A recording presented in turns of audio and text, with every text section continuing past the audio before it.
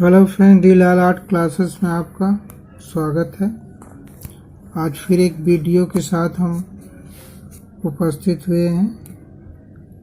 इस समय हमारी जीके की सीरीज में इंडियन कॉन्स्टिट्यूशन चल रहा है, सेकंड वॉल्यूम है। आप देख रहे हैं सेकंड वॉल्यूम। आज काफ़ी इम्पोर्टेंट क्वेश्चन हम निकाल के ले आए हैं। चलिए शुरू करते हैं।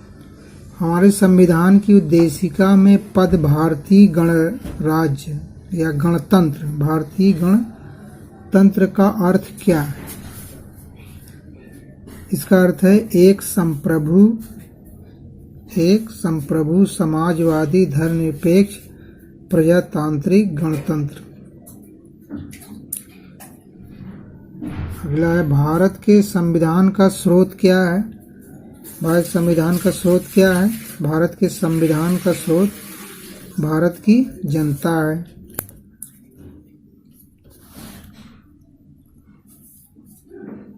भारत के संविधान का स्रोत क्या है? भारत की जनता है, ना कि संसद है या कोई अन्य संस्था, बल्कि जनता है। किस वाद में प्रस्तावना या उद्देशिका को संविधान का अंग माना गया है? ये बहुत बार पूछा जाता है प्रश्न। केशवानंद भारतीवाद में ये कहा गया है कि प्रस्तावना क्या है? संविधान का अंग है। जब भी कभी संविधान का कोई उपबंध या कोई शब्दावली स्पष्ट नहीं होती है, तब प्रस्तावना से निर्देश लिया जाता है, प्रस्तावना से उसकी व्याख्या की जाती है। क्योंकि प्रस्तावना में या उद्देशिका में संविधान का उद्देश्य निहित है, उसे हटकर आप संविधान की परिभाषा नहीं कर सकते हैं, इसलिए उद्देशिका की व्याख्या की जाती है। अगला है भारतीय संविधान का ढांचा कैसा है? फॉर्मेट कैसा है? स्वरूप में संघात्मक एवं आत्मा में एकात्मक है। ढांचा स्वरूप में संघात्मक और आत्मा में एकात्मक है। अगला है किस लेखक ने भारतीय संविधान को अर्ध परिसंघात्मक कहा है? प्रोफेसर केसी हेयर। इम्पोर्टेंट है, बहुत बार पूछा जाता है। अर्ध परिसंघात्मक किसने कहा है? क्वासी फेडरल इसी को बोला जाता है, केसी हेयर ने कहा है। अगला है संसद, संविधान, राष्ट्रपति तथा उच्चतम न्यायालय आदि में से कौन सर्वोच्च है? तो ये संविधान है। संविधान सर्वोच्च है। बाकी ये सभी शक्ति कहाँ से प्राप्त करते हैं? राष्ट्रपति हो, संसद हो या उच्चतम न्यायालय हो, कहाँ से? संविधान से शक्ति प्राप्त करते हैं। सर्वोच्च इसीलिए संविधान कहा जाता है। संविधान का शासन है ये, रूल ऑफ लॉ इसीलिए कहा जाता है। विधि का शासन है। विधि कहाँ है? संविधान में सब लिखा है। अगला है भारतीय संविधान में अवशेष शक्तियाँ सुरक्षित हैं कहाँ? संघ में। अवशेष शक्तियों को 3 सूची में बांटा जाता है: संघ सूची, राज्य सूची और समवर्ती सूची। तो जो अवशेष शक्तियाँ हैं वो संघ सूची में है, न राज्य सूची में, न समवर्ती सूची में। संघ सूची की में जो है सिर्फ संघ ही उस पर कोई नियम कानून बना सकता है। अगला है भारतीय संविधान की प्रणाली क्या है? संसदीय प्रणाली है। कैसी है संसदीय प्रणाली? कहाँ से लिया गया है? ब्रिटिश संविधान से ये लिया गया है। संविधान की प्रणाली संसदीय होगी। ये कहाँ से लिया गया है? ब्रिटिश संविधान से लिया गया है। अगला भारत के संविधान में अनुसूचियाँ कुल कितनी हैं? 12 अनुसूचियाँ हैं। कुल कितनी अनुसूचियाँ हैं? 12 अनुसूचियाँ हैं। अगर मूल संविधान में पूछे कि कितनी अनुसूचियाँ थीं, तो मूल संविधान में कितनी अनुसूचियाँ थी? अनुसूचियाँ थी कितनी? ये अनुसूचियाँ कितनी थी? 8 थी। और अनुच्छेद कितने थे टोटल? अनुच्छेद 395 ये मूल संविधान में है। और इस समय कितनी हैं? 12 अनुसूचियाँ हैं, बढ़ गई हैं।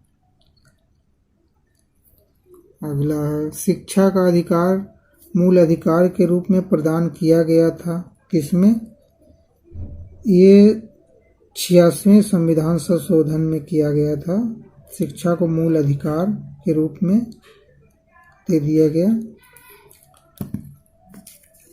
इसीलिए हर बच्चे का 6 से 14 साल की आयु के बच्चे को निःशुल्क शिक्षा का अधिकार क्या है? मौलिक अधिकार है। ये राज्य का दायित्व है कि उसे वह प्रदान करे। इसीलिए 6 से 14 वर्ष के बच्चों की निःशुल्क शिक्षा की व्यवस्था राज्य सरकार, केंद्र सरकार करती हैं। ये 86वें संविधान संशोधन में ये दिया गया है, क्योंकि वो मौलिक अधिकार हो गया जिसको राज्य को देना है। अगला, संविधान का कौन सा भाग की व्याख्या न्यायालय द्वारा की जाती है? तो मूल अधिकार की। मूल अधिकार की व्याख्या न्यायालय द्वारा की जा सकती है। अगला है आच्छादन का सिद्धांत संबंधित है। किससे संबंधित है?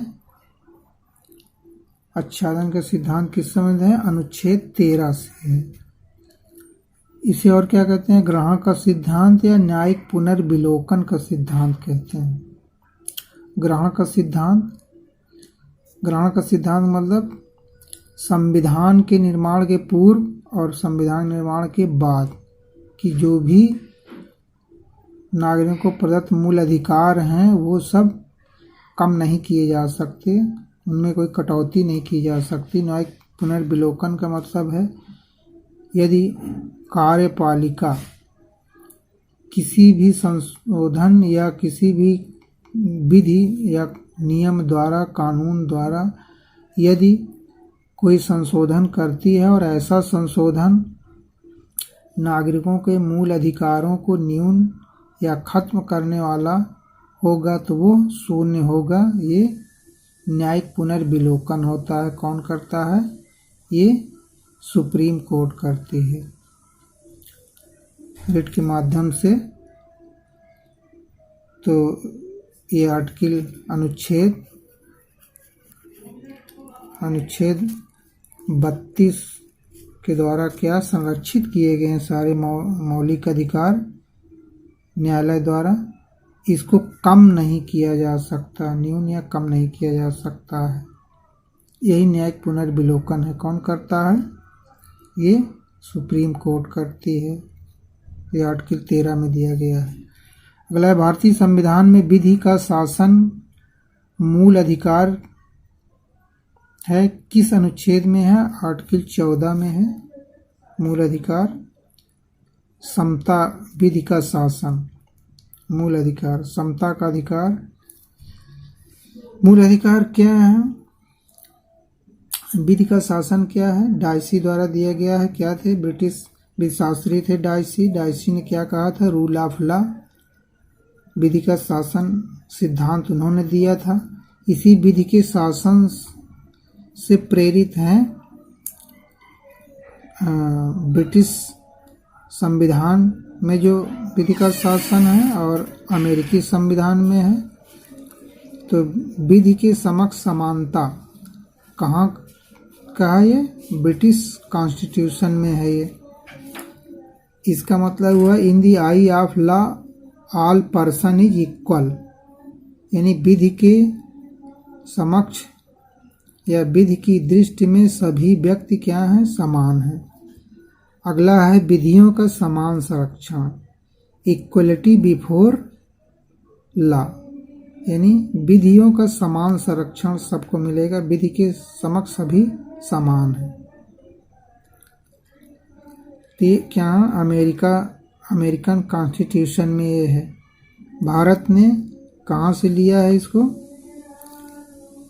ये दोनों चीज़ कहाँ से लिया है?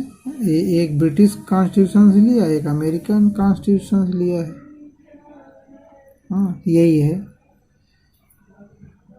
बस फ्रेंड्स। ये शॉर्ट वीडियो है, इसमें हमने आज काफ़ी महत्वपूर्ण प्रश्न जो सभी एग्जामों की दृष्टि से महत्वपूर्ण है, चाहे वनडे हो, चाहे वो पीसीएस हो, चाहे कोई भी एग्जाम हो जिसमें जीएस का पोर्शन आता है, वहाँ कॉन्स्टिट्यूशन के प्रश्न रहेंगे ही रहेंगे। तो ये काफ़ी महत्वपूर्ण वीडियो है, इसे आप देखें। हमने काफ़ी समझाने की कोशिश किया है आपको।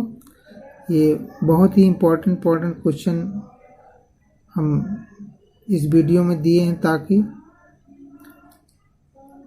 आपको इसका फ़ायदा मिल सके।